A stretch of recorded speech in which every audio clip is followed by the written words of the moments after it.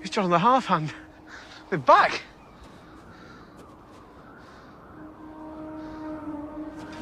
Two blasted wildlings. You're not fighting them alone. Come on.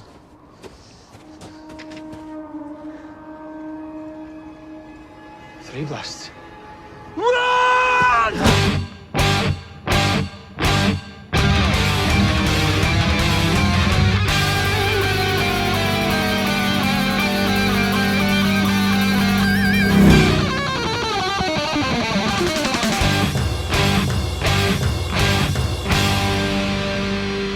Welcome to the Mad Max Minute. 1 blast means Rangers returning, 2 blast means Wildlings, and 3 we'd rather not say because we're talking about Mad Max Beyond Thunderdome 1 minute at a time. I'm Rick. And I'm Julia. And today we're talking about minute 48, which begins with Savannah dragging Max down the side of a dune, and it ends with Finn running to meet Savannah. So we start off today with Savannah dropping the lines that are attached to the sled that's dragging Max. She walks a little bit down the dune and she calls out, I guess, to announce her arrival back at the edge of the crack in the earth. We get a lovely pull-out shot that shows her in front of this big expanse, which I'm sure is a composite shot, but as I was looking at her start this minute, I had to wonder, I don't think Savannah actually has gone that far from the crack in the earth. And I feel like this is not so much her pulling a leaving as much as going out and doing like a scouting mission. Like you go out, you do the rounds to cover the area just to see, are the people that left coming back? They are the waiting ones. And just because they're waiting doesn't mean they have to wait in place. They can go out and keep an eye on things, right? Yeah, it would make sense that they would be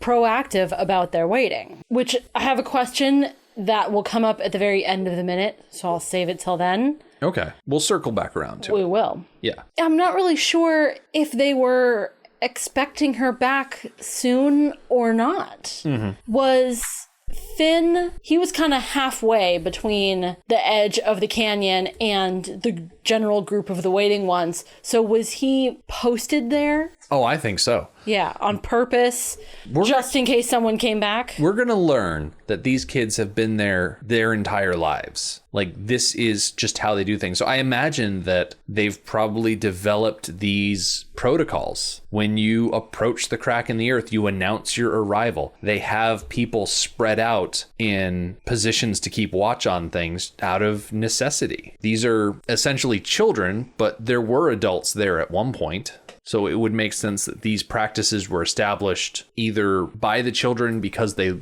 had an experience, or they were established by the adults because they had heard of other experiences that they didn't want repeated. Especially once the last adult left, that adult definitely put in place, okay, this is how you need to handle security, and taught them to have lookouts and to have calls.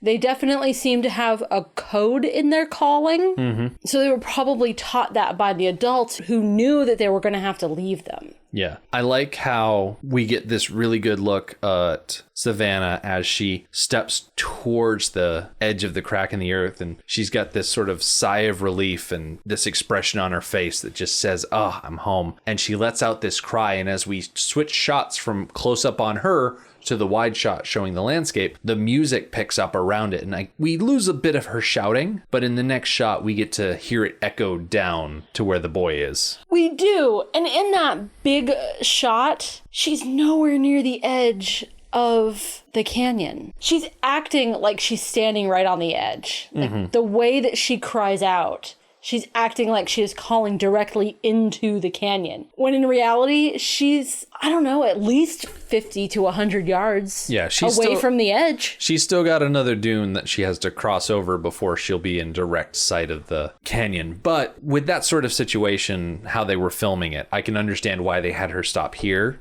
and not like at the rocky edge of the canyon, because it's a lot easier to say, okay, we're going to shoot between these two dunes instead of, okay, now we need to fabricate the edge of a canyon.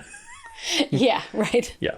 So you mentioned before that you figure this shot is a composite shot. Oh, yeah. I did try to identify this canyon, and none of the movie location websites would tell me where this was. They'd tell me about where they actually shot the crack in the earth, but not this overview shot of the canyon. Yeah. So I question if it's real at all. I want to say matte painting. Yeah. Like, I want to say it, but I'm not 100% sure. I'm going to have to get corrected or have information provided to me in the listener page. It's one of those situations where it is going to come out eventually. I think perhaps our Australian listeners who are more familiar with the geological landmarks of Australia might know right off the top, like, oh, of course, it's this canyon. Yeah. I did look at lists of canyons and gorges and whatnot in Australia.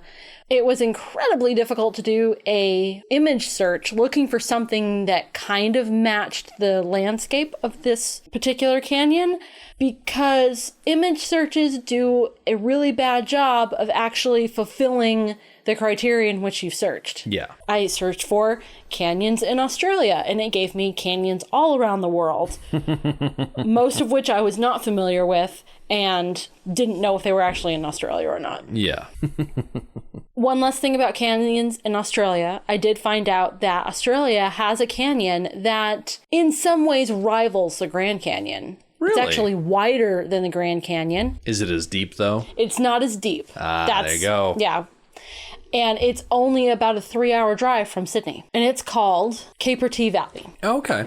And I was looking at pictures. It is very, very beautiful. Cool. From the wide shot, looking at this canyon, the next thing we do is we cut down to a lizard. And this is a frilled-necked lizard, or a Chlamydosaurus king. A Chlamydosaurus. A Chlamydosaurus, I kid you not. Why would they burden this poor animal with the name Chlamydosaurus? I have no idea. Probably because the ancient Greek chlamydo means cloaked or mantled, and saurus means lizard. Okay. Now I gotta look up and see how chlamydia got its name. I don't know. All I know is that it is a disease that is ravaging the koala community, and that there are special chlamydia wards established in Australian zoos to help treat the disease. You actually looked up chlamydia? No, I learned that from watching Last Week Tonight with John Oliver. Really? Okay, so Russell Crowe got divorced, needed to sell off some of his memorabilia. So one of the things that Russell Crowe was auctioning off was his jockstrap from Gladiator. John Oliver from Last Week Tonight bought the jockstrap, and he sent that jockstrap to the last operating Blockbuster in Alaska so that they could have a piece of memorabilia to make their store unique. Now, Russell Crowe knew that John Oliver bought that jockstrap, and so what he did is he donated the money from the jockstrap to, I want to say, the Sydney Zoo. I'm not entirely sure which zoo exactly it was donated to, but the Irwin family of Steve Irwin fame made a video talking about how they have a new koala chlamydia ward at the zoo, and they named it the John Oliver Koala Chlamydia Ward. Oh my gosh. Yeah. Oh my gosh. Okay. Yeah. Okay. So there you go.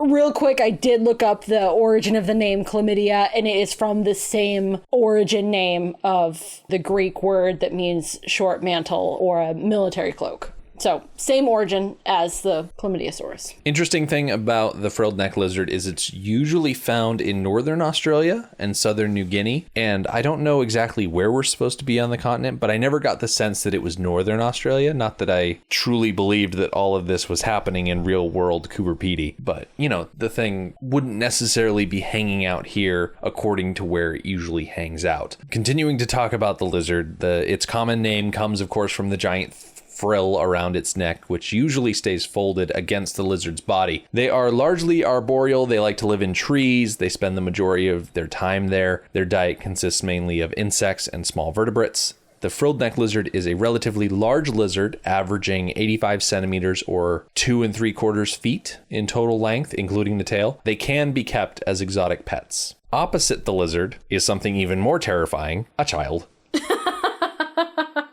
Fun fact about the Chlamydosaurus is that they're not actually all that aggressive. When they have their frill out and their teeth bared, they're very unlikely to attack. They're trying to scare something away so that it doesn't have to attack. Exactly. They're trying to scare away predators and whatnot. This Chlamydosaurus is trying to scare away this child that he is face to face with. And this kid, his name is Finn McCoo. He is not fazed by the frilling of the lizard and in fact is hissing back at him. So this kid is played by Adam Scoogle. According to IMDb, Beyond Thunderdome is the first and last thing that Scoogle did as an actor and offers no additional information about him. So instead of bandying about on the internet looking at secondhand sources and possibly outdated articles, allow me to introduce Adam Scoogle. Thank you for having me. Adam, thank you for joining us. Nice to meet you. We might as well get right down to it. Can you tell us a little bit about working on the movie? Gosh, I can't believe it was back in 1984 that we shot Beyond Thunderdome. I'm 25 now, so that makes me... That's a joke. I was 10 years old and I'm 44 now. So, yeah. Wow. Yeah, it was a great experience. You know what? As a kid, it was... we didn't even know what the movie was for a long time. It was a huge sort of... the whole process was, you know, we just turned up to these workshops and everyone's like, what is this film? And then they were giving us names that weren't anything to do with the Mad Max series.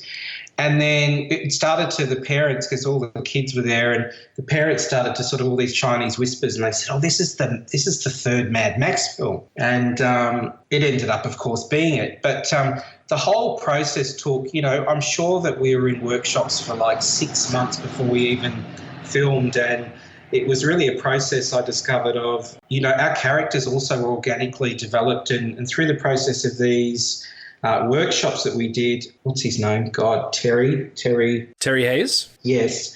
He would create our characters. We would be doing these workshops and he would go, right, Adam, you're going to be, we've got a name for you. It's Finn McCoo and you're kind of this personality. So you're going to become this child called Finn McCoo.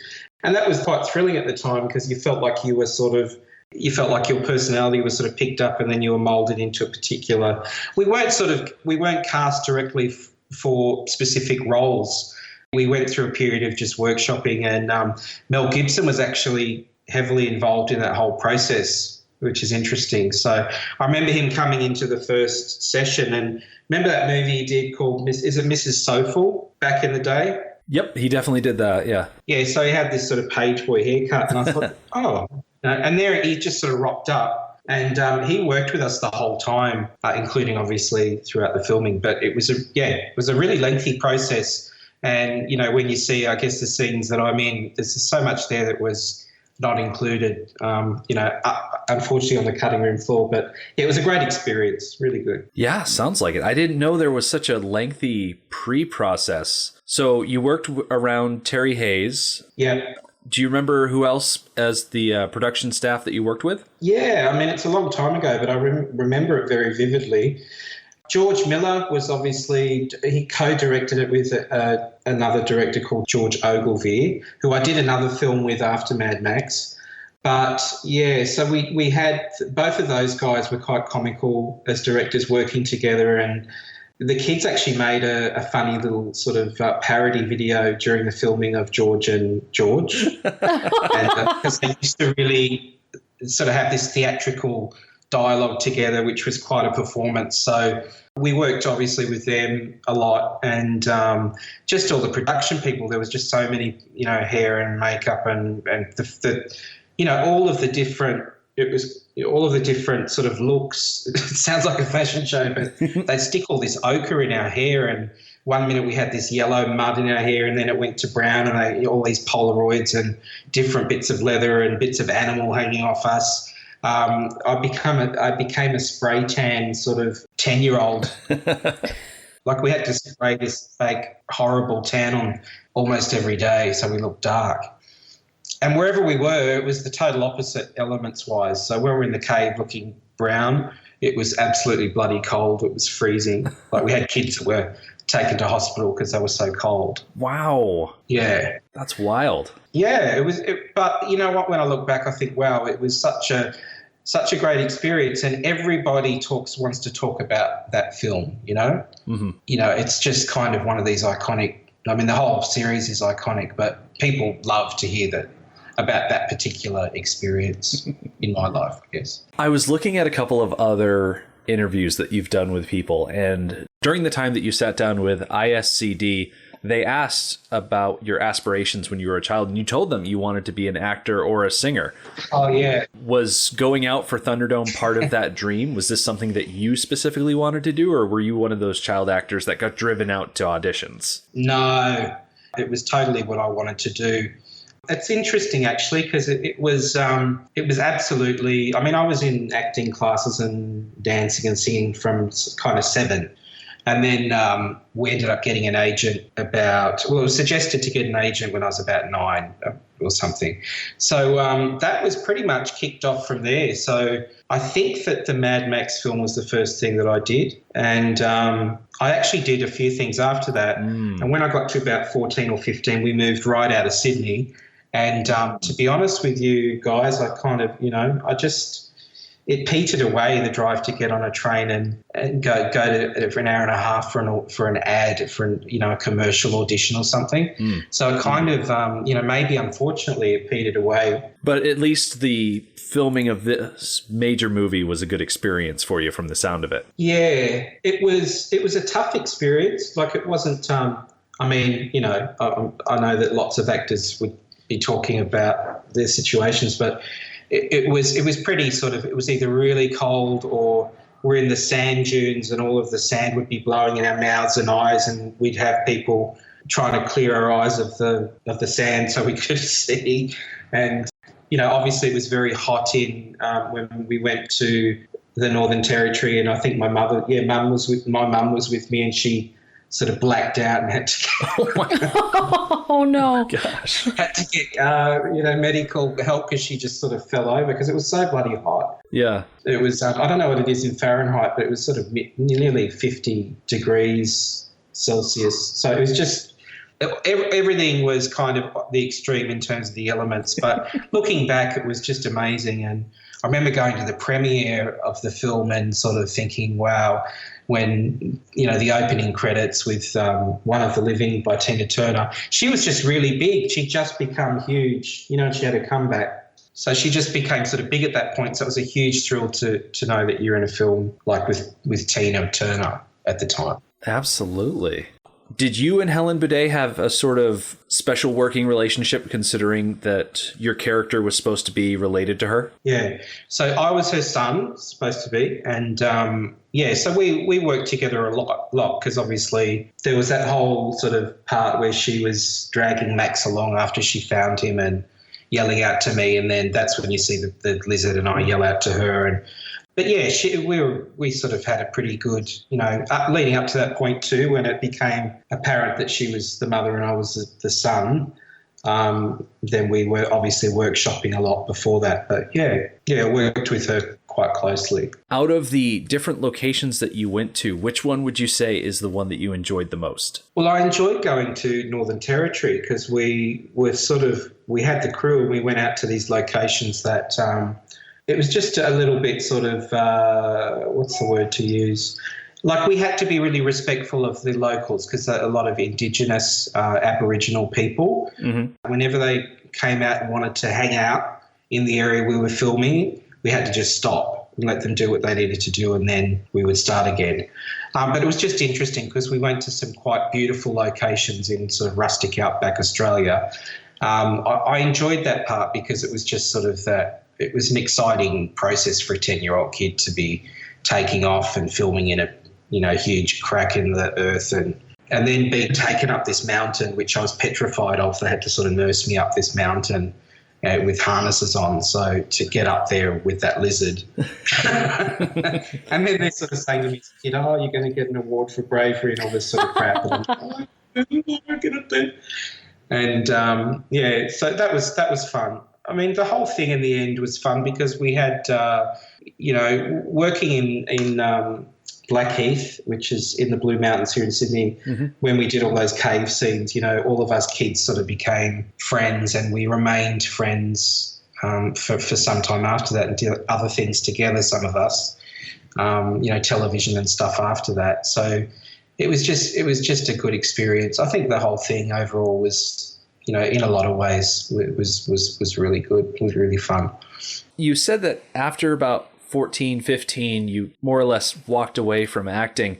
What brought you to the world of interior design? I'm hoping you can connect those 2 points for us. Wow, that's a funny question. I've got a business coach in Los Angeles, actually, and she's kind of like, well, this is your creative, this is your second sort of wind with the creative side. So I don't know. I think, I look back and I think, what would have happened if you'd have kept going, because the acting piece, I think, was something that came quite naturally and but it didn't sort of take off. So I think the interior design thing is probably it's definitely the creative side that's come back through. But I mean, I did a lot of, and I have done a lot. I've been working in corporate for years as well. So, but yeah, the interior design part is just the creative side coming out. And I think that's sort of, at this point in my life, that's what's there to fill that sort of that need. I think the creative side is the interior design part. Yeah. And I think you've been doing that since 2010. Yep, I've had a business since 2010.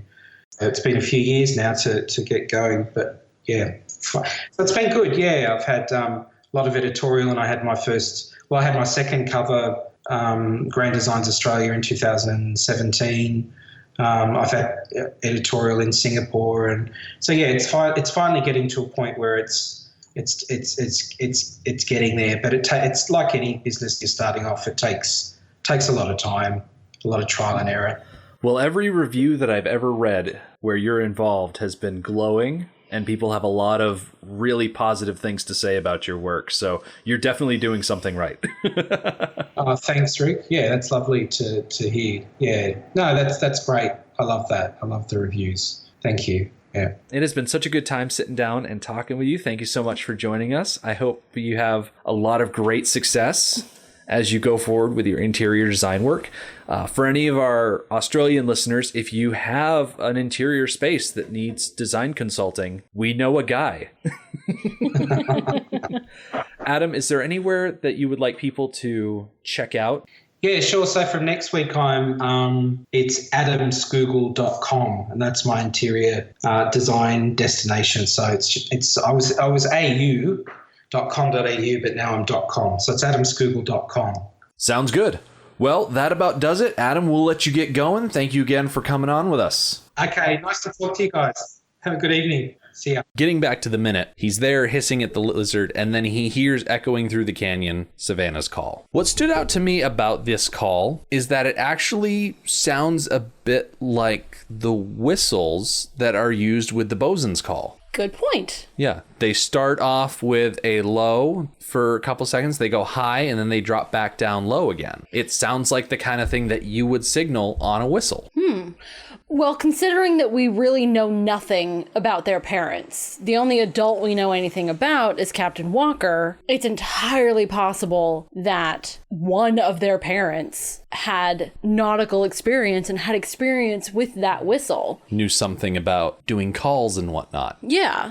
And they pass that down to the kids as a survival tactic. Mm-hmm. So Finn stands up, shouts back to Savannah, and then turns around, leans over a rock, and shouts again to this group of children that are down below. And they are gatherers. They're picking up, let's see, what does the storybook say? They gather plants, berries, firewood, things like that. That's their job. But as Finn calls down to them, they realize, oh, hey, something's going on. We need to go meet Finn. Let's all hop in this raft, which I'm actually surprised that it's still floating because they probably crashed over a decade ago. Yeah, the raft is my question. So they have this raft and they have a river. I know there's a lot of kids, but did they ever consider using this raft, building another raft, and just floating downriver? It's hard to say. Yeah. We're going to learn more about how the children came to be where they are in a couple weeks' time. Yes. There'll be plenty of time for that. I want to say not next week or the week after, but I think the week after that is where we get Savannah telling the story of how they got to be in this place. So all of these kids, they jump in the raft, they get moving. They obviously need to go somewhere to get up to the other side of this canyon where Finn is sitting. And the next thing we see, the last 10, 11, 12 seconds of this minute, is Finn running along the sand, and he's shouting, "Savannah, Savannah," running towards her. Now, I learned from the storybook that Finn is actually Savannah's child. Where in the story does it put that information? In the storybook, it puts it right after Savannah shouts her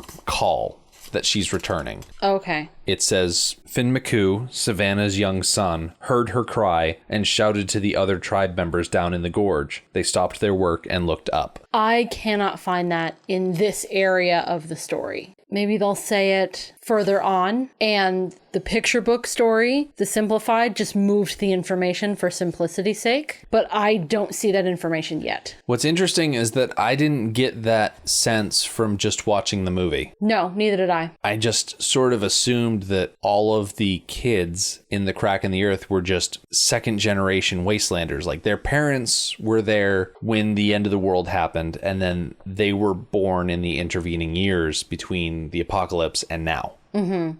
I'm really okay with the idea that Finn is Savannah's son because there is a pregnant young woman in the group. Kusha, yeah. We're not going to meet her until the other gatherers catch up to Savannah and Finn, but I think that's going to happen pretty early on in the week. It's interesting to think about this little society that they've built. They don't really go into how it's structured, how they handle things, how they govern. We get a few peeks and suggestions of how things could go. It seems that they dictate their hierarchies by the jobs that they do. Like everyone has a position that they fill, like a job to do. But then again, the movie does not take a lot of time going into it. Well, frankly, the movie doesn't need to take a lot of time going into it. That's what the novelizations are for. I was going to say that's what we're for. Well, that too.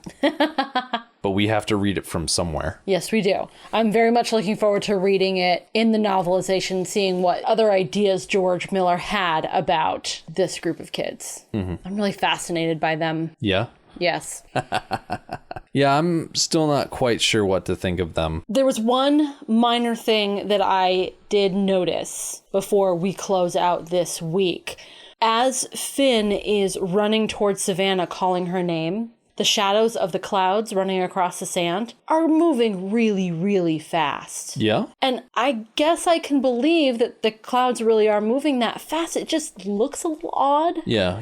Where we are in the US, we don't get to see a lot of environments like this where there's not a lot of ground clutter. Like you look out, even over fields and whatnot, a lot of the times they're covered in grass, there's trees, you don't see for miles and miles and miles. And so when you get these situations where clouds are moving quickly, oftentimes you don't get as distinct of an outline as we see here. Right. So you think it's an effect of a different environment that I'm used to? Oh, absolutely. Okay. You don't think the footage is sped up at all? Nope. Okay. You would have noticed it way more than I would have. It didn't stand out to me, but then again, I spent multiple years out in the high deserts in Nevada. I mean, I got to see stuff like that firsthand because you just looked out over miles and miles and miles and you could see giant splotching shadows of clouds moving across the plain. Okay. So, yeah, it was probably just pretty windy up where the clouds were, that sort of thing. But as I say every week, that brings us to the end of this minute and this week. When we come back on Monday, we're going to see Savannah and Finn joined by more of the waiting ones. The group will gather Max up and take him back to the Crack in the Earth, and we'll get to see just how many kids there are hanging out in this oasis. But before Monday rolls around, Saturday's coming tomorrow, which means we'll have a new episode of Anarchy Road out. We will be talking about week 16. Rufio is going to be called a nearsighted gynecologist, which I'm sure he has no idea what that means, but we're going to have a fun laugh because we're adults. Peter is going to start using his imagination, and there's going to be an imaginary food fight that erupts. And then we get a nice scene between Thudbutt and Peter where Thudbutt reveals that Toodles really did lose his marbles. Oh, So- such a sweet scene. If you want to hear us talk about that, go on our Patreon, patreon.com/MadMaxMin, throw $3 at us, and you can join us on this just weird journey through Neverland. We'll be back on Monday talking about more Mad Max Beyond Thunderdome, so be sure to come on back for that. The Mad Max Minute podcast is a fan project by Rick and Julia Ingham. Mad Max franchise was created by George Miller and Byron Kennedy, is presented by Kennedy Miller Mitchell Productions, and distributed by Warner Brothers. Mad Max Minute is produced and edited by Rick Ingham. Our opening music is Verdi's Dies Irae by Daniel Batista of danielbatista.com. And our outro music is We Don't Need Another Hero by MilitiaVox of militiavox.com. Our home on the internet is madmaxminute.com. You can follow us on Twitter at madmaxminute, like us on Facebook by searching for Mad Max Minute, and join our Facebook listener group, Mad Max Minute Beyond Microphone. If you'd like to support the podcast, visit madmaxminute.com, where you can check out our TeePublic storefront by clicking the store link, join our Patreon by clicking the support link, or make a one-time donation by clicking the donate link. Thank you for joining us for minute 48 of Beyond Thunderdome. See you next time. Everybody say